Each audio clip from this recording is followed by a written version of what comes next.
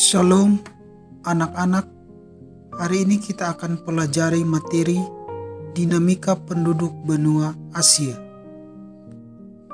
Adapun tujuan pembelajaran yang ingin dicapai setelah kita mempelajari materi dinamika penduduk benua Asia adalah: yang pertama, peserta didik diharapkan mampu mengetahui jumlah penduduk benua Asia. Dan yang kedua, peserta didik juga diharapkan mampu menjelaskan persebaran penduduk, komposisi penduduk, dan pertumbuhan penduduk serta kualitas penduduk benua Asia. Anak-anak sekalian, di dalam kita mempelajari dinamika penduduk benua Asia, kita akan mengetahui kira-kira jumlah penduduk benua Asia itu berapa dari tahun 2010 sampai dengan 2015 misalnya. Begitu pula dengan persebaran penduduknya, apakah merata atau tidak. Komposisi penduduknya itu disebabkan oleh apa. Pertumbuhan penduduknya meningkat atau menurun. Terus kualitas penduduknya tinggi atau rendah. Nah, anak-anak sekalian, sekarang kita akan lihat satu persatu dari sub pokok pembahasan kita. Kita mulai dari jumlah penduduk benua Asia.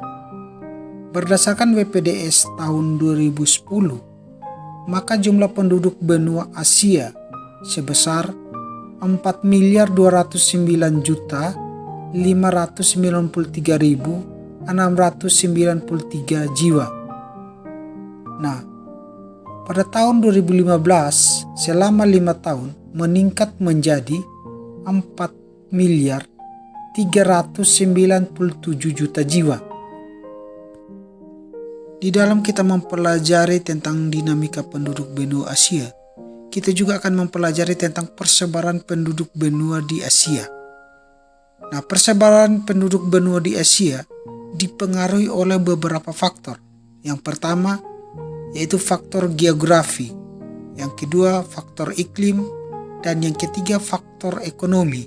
Serta yang keempat adalah faktor sejarah. Di dalam kita mempelajari tentang komposisi penduduk benua Asia, ada dua yang kita akan pelajari. Yang pertama itu penduduk berdasarkan usia. Dan yang kedua adalah penduduk berdasarkan ras.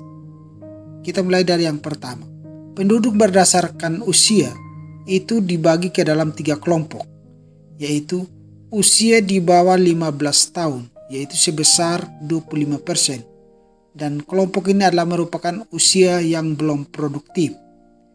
Dan yang kedua adalah usia di atas 65 tahun sebesar 8%, atau usia ini adalah usia yang tidak produktif lagi. Dan yang ketiga adalah usia antara 15 tahun sampai dengan 65 tahun sebesar 67%, atau usia masih produktif. Dan yang kedua adalah penduduk berdasarkan ras. Yaitu yang pertama, ras Kaukasoid dan ras Eropoid. Dominannya itu berada di Asia Utara dan Asia Tengah. Yang kedua, ras Mongoloid. Dominannya berada di Asia Timur dan Asia Tenggara. Ketiga, ras Kaukasoid. Itu dominannya juga berada di Asia Selatan.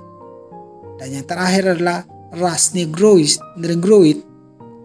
dominannya di Asia Timur Tengah.